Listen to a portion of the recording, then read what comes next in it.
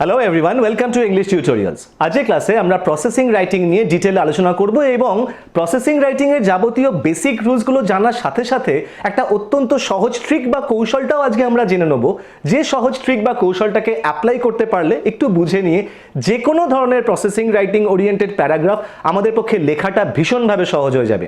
আমি বলতেই পারি যে ওই ট্রিকটাকে অ্যাপ্লাই করতে পারলে, যদি কোনো তোমাদের মধ্যে এমন কেউ থাকো যে কোশ্চেনে হয়তো এমন একটা প্রসেসিং রাইটিং তোমাদেরকে লিখতে দেওয়া হয়েছে যে সম্বন্ধে তোমাদের খুব একটা আইডিয়া নেই, বা যে পয়েন্ট বা হিন্টগুলো দেওয়া রয়েছে সেগুলো সম্বন্ধেও খুব একটা ক্লিয়ার আইডিয়া তোমরা পাচ্ছ না, ইন দ্যাট কেস অলসো সেই রকম পরিস্থিতিতেও আমার এই ট্রিক বা কৌশলটাকে অ্যাপ্লাই করতে পারলে প্রসেসিং রাইটিংটা ভীষণভাবে সোজা হয়ে যাবে। সেই কৌশল বা ট্রিকটা তো আমরা জানবই, রুলসগুলো জানবো, একটা এক্সাম্পল দিয়ে দেবো তোমাদেরকে। ওই রুলটাকে অ্যাপ্লাই আমি কিরমভাবে করলাম ওই এক্সাম্পলে তোমরা নিশ্চয়ই বুঝতে পারবে, এবং এক্সাম্পল হিসেবে আমরা আজকে ম্যাঙ্গো পিকল অর্থাৎ আমের আচার কিরমভাবে প্রস্তুত করতে হয় সেই সংক্রান্ত একটি প্যারাগ্রাফ জেনে নেবো। তবে তার আগে অর্থাৎ ডিটেল আলোচনাটা শুরু করবার আগে তোমাদেরকে আমি আর্নেস্টলি রিকোয়েস্ট করতে চাই যে যদি মনে হয় যে এই ভিডিওটি হেল্পফুল বা কাজে লাগতে পারে তাহলে প্লিজ ভিডিওটিকে লাইক করতে ভুলো না, শেয়ার করতে ভুলো না, ইংলিশ টিউটোরিয়াল চ্যানেলটিকে অবশ্যই সাবস্ক্রাইব করে নিও, বেল আইকনটাকে প্রেস করে নিও যাতে ইন ফিউচার এই ধরনের literature, grammar, spoken English, writing skill oriented ভিডিওর নোটিফিকেশন তোমরা প্রথমেই পেয়ে যাও। তাহলে চলো আজকে আমাদের ক্লাসটা শুরু করে দেওয়া যাক। আজকে আমাদের আলোচনা বিষয় প্রসেসিং রাইটিং। তাহলে প্রথমেই আমরা যেটা জানবো সেটা হচ্ছে যে প্রসেস রাইটিং বলতে কি বোঝায়। দেখো, প্রসেসিং রাইটিং এক ধরনের paragraph, it's a kind of a paragraph, যে প্যারাগ্রাফের মাধ্যমে আমরা কোনো একটি বস্তু কীরকমভাবে তৈরি হয় সেই সংক্রান্ত কিছু পয়েন্টের ওপরে বেস করে আমরা সেন্টেন্সেস ফর্ম করে একটা প্যারাগ্রাফ ফর্ম করি। এটাকেই বেসিক্যালি বলা হয় প্রসেস রাইটিং। প্রসেস রাইটিংয়ের ক্ষেত্রে সবসময় আমাদেরকে কিছু পয়েন্ট বা হিন্ট বা ক্লু দেওয়া থাকবে। এই পয়েন্ট বা হিন্ট পরপর কমা দিয়ে বা ড্যাশ দিয়েও মেনশন থাকতে পারে কোশ্চেন পেপারে, বা ফ্লো চার্টের মাধ্যমেও মেনশন থাকতে পারে। অর্থাৎ একটা স্টেপের পরে আর একটা স্টেপ, তারপরে স্টেপ, এই প্রত্যেকটা স্টেপ ওপর ভিত্তি করে আমাদেরকে সেন্টেন্সেস ফর্ম করে একটা জিনিস সম্পর্কে আমরা প্যারাগ্রাফ লিখতে পারি। তাহলে এই প্রসেসিং রাইটিং সম্পর্কে যে বেসিক রুলগুলো সেটা এবার একটু আমরা দেখে নেব। যখনই আমরা একটি প্রসেস রাইটিং করব তখন তার একটা হেডলাইন দেবো, অর্থাৎ যে বস্তুটি বা যে জিনিসটি সম্পর্কে আমরা প্রসেসিং লিখছি সেই জিনিসটা ওরিয়েন্টেড বা সেই জিনিসটাকে কিরমভাবে তৈরি করতে হয় সেই ওরিয়েন্টেড একটা হেডলাইন আমাদেরকে দিতে হবে। এরপর প্রসেস রাইটিংয়ে যেটা অত্যন্ত গুরুত্বপূর্ণ জিনিস সেটা হচ্ছে একটা ইন্ট্রোডাক্টরি সেন্টেন্স দিতে হবে। একটি বা দুটি ইন্ট্রোডাক্টরি সেন্টেন্স দেওয়াটা কিন্তু ম্যান্ডেটরি, কোনো সময় যেন এটা মিস না হয়। অর্থাৎ যে বস্তুটি নিয়ে আমরা প্রসেসিং লিখছি সেই বস্তুটিকে কেন্দ্র করে আমাদেরকে দু একটি বাক্য ইন্ট্রোডাক্টরি সেন্টেন্স হিসেবে আমাদের প্যারাগ্রাফের প্রথমেই মেনশন করতে হবে। এরপরে যে যে পয়েন্টগুলো আমাদেরকে দেওয়া থাকবে, যে যে স্টেপসগুলো দেওয়া থাকবে সেই স্টেপগুলি বা পয়েন্টগুলির উপর ভিত্তি করে আমরা তো সেন্টেন্সেস ফর্ম করব, কিন্তু মনে রাখতে হবে প্রত্যেকটি সেন্টেন্স যেন প্যাসিভ ভয়েসে হয়। অর্থাৎ যেখানে অ্যাপ্লিকেবল বা যেখানে প্যাসিভ ভয়েসের ব্যবহার করা সম্ভব সেই সমস্ত বাক্যে যেন আমরা প্যাসিভ ভয়েসের ব্যবহার করি। এবং এক্ষেত্রে একটা কথা বলে রাখা ভালো যে প্যাসিভ ভয়েসের ব্যবহার এবং সেটা কিন্তু মেনলি সিম্পল প্রেজেন্ট টেন্স বা প্রেজেন্ট ইনডেফিনাইট টেন্সের উপর ভিত্তি করে হবে। এরপরে আমাদের প্রত্যেকটা সেন্টেন্সের মাঝে একটি করে কানেক্টর ব্যবহার করতে হবে বা লিঙ্কার ব্যবহার করতে হবে, যার দ্বারা আমরা প্রত্যেকটা স্টেপের মধ্যে একটা সংযোগ স্থাপন করতে পারি। এই ক্ষেত্রে কানেক্টার্সগুলো কি কি হতে পারে না, যখনই আমরা প্রথম পয়েন্টটি বা প্রথম স্টেপটিকে নিয়ে সেন্টেন্স ফর্ম করব তখন আমাদেরকে অ্যাট ফার্স্ট বা ফার্স্টলি দিয়ে শুরু করতে হবে। এরপরে then, next, after this, thereafter, এইগুলো লিখতে লিখতে লাস্ট যখন স্টেপে আমরা পৌঁছবো তখন আমাদেরকে ফাইনালি দিয়ে লাস্ট স্টেপের সেন্টেন্সটা স্টার্ট করতে হবে। এই কানেক্টারগুলো একটু ঘুরিয়ে ফিরিয়ে নিজের ইচ্ছে বা পছন্দ অনুযায়ী ব্যবহার করলে কোনো অসুবিধা হয় না। শুধু খেয়াল রাখতে হবে যে একটি কানেক্টার যেন আমি বারবার ব্যবহার না করি। অর্থাৎ প্রথমে আমি নেক্সট লিখলাম, তারপরের বাক্যটি শুরু করবার আগে আমি আবার নেক্সটের ব্যবহার করলাম, আবার নেক্সট করলাম, এরকম না করে মনোটোনিটাকে এড়ানোর জন্য ঘুরিয়ে ফিরিয়ে এই কানেক্টারগুলোকে আমাদের রাইটিংয়ে ব্যবহার করতে হবে।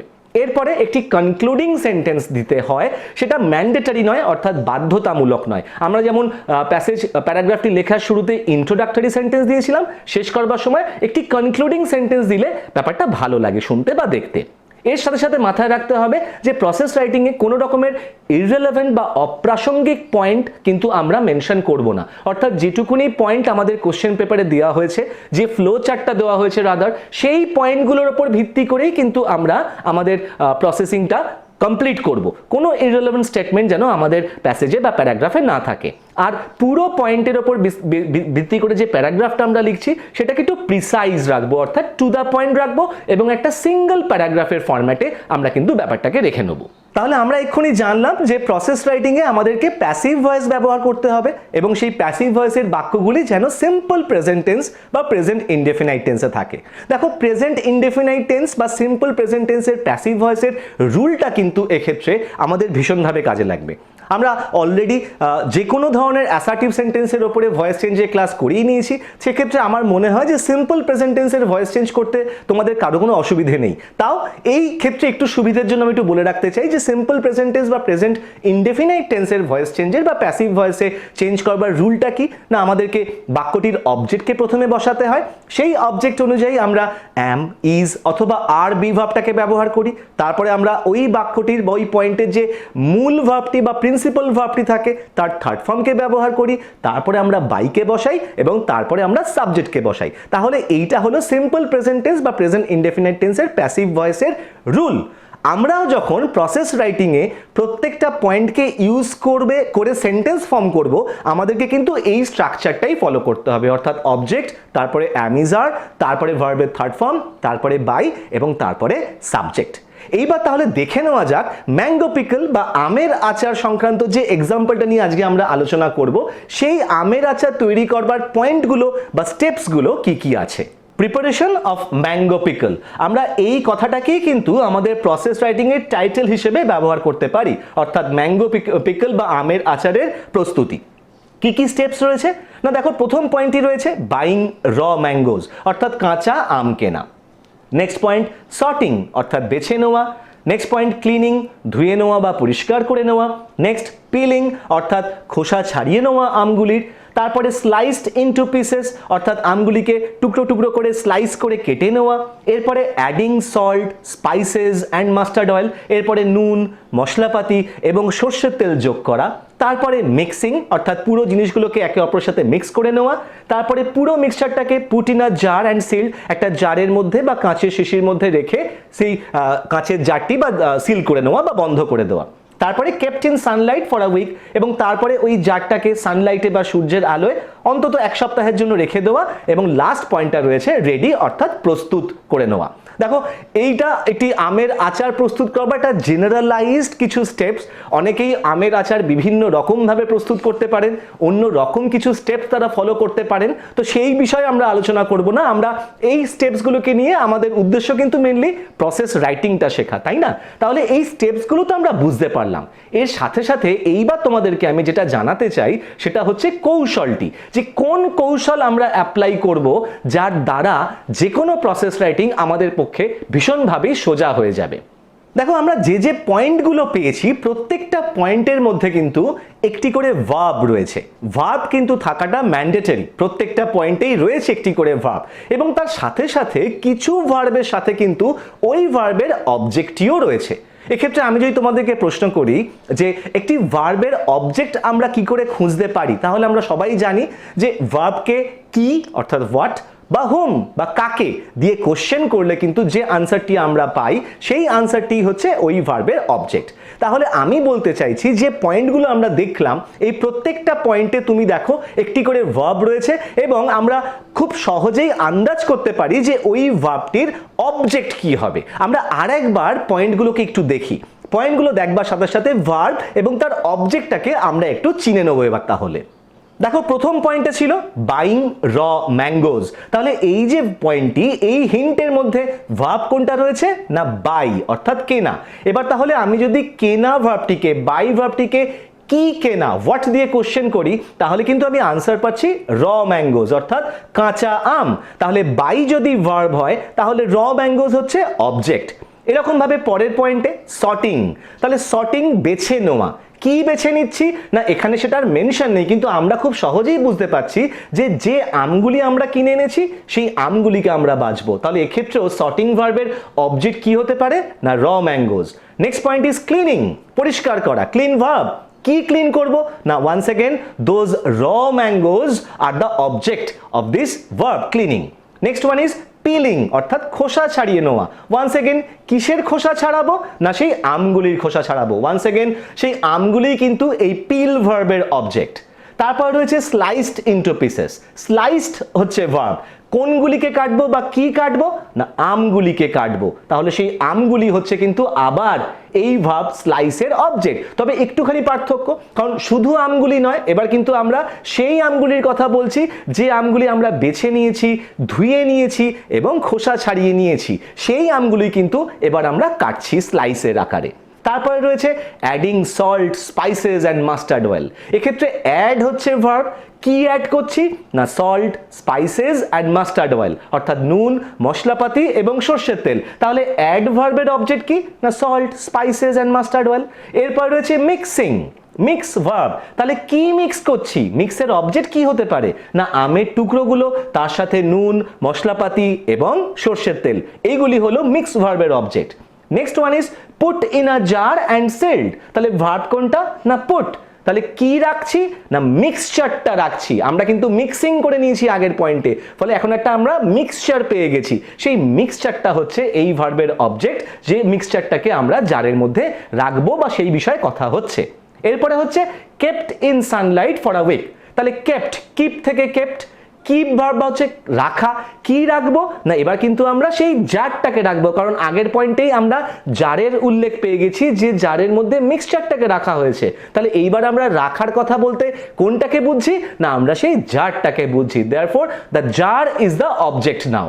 এরপরে রয়েছে রেডি, অর্থাৎ পুরো জিনিসটা প্রস্তুত হয়ে গেছে। তাহলে বেসিক্যালি আমরা দেখলাম কি না যে পয়েন্টগুলো আমাদের প্রসেসিংয়ে দেওয়া থাকছে সেই প্রত্যেকটা পয়েন্টে আমরা ভার্বও যেমন পাচ্ছি আবার অবজেক্টও পাচ্ছি। শুধু এইটুকুনি যদি আমরা বুঝি তাহলে কিন্তু প্রত্যেকটা পয়েন্ট থেকে সেন্টেন্স ফর্ম করাটা ভীষণভাবে ইজি হয়ে যাচ্ছে। আমরা কি করব? না আমরা শুধু এবার প্রেজেন্ট ইনডেফিনাইট টেন্সের প্যাসিভ ভয়েসের রুলটাকে এই প্রত্যেকটা পয়েন্টে অ্যাপ্লাই করতে করতে যাব।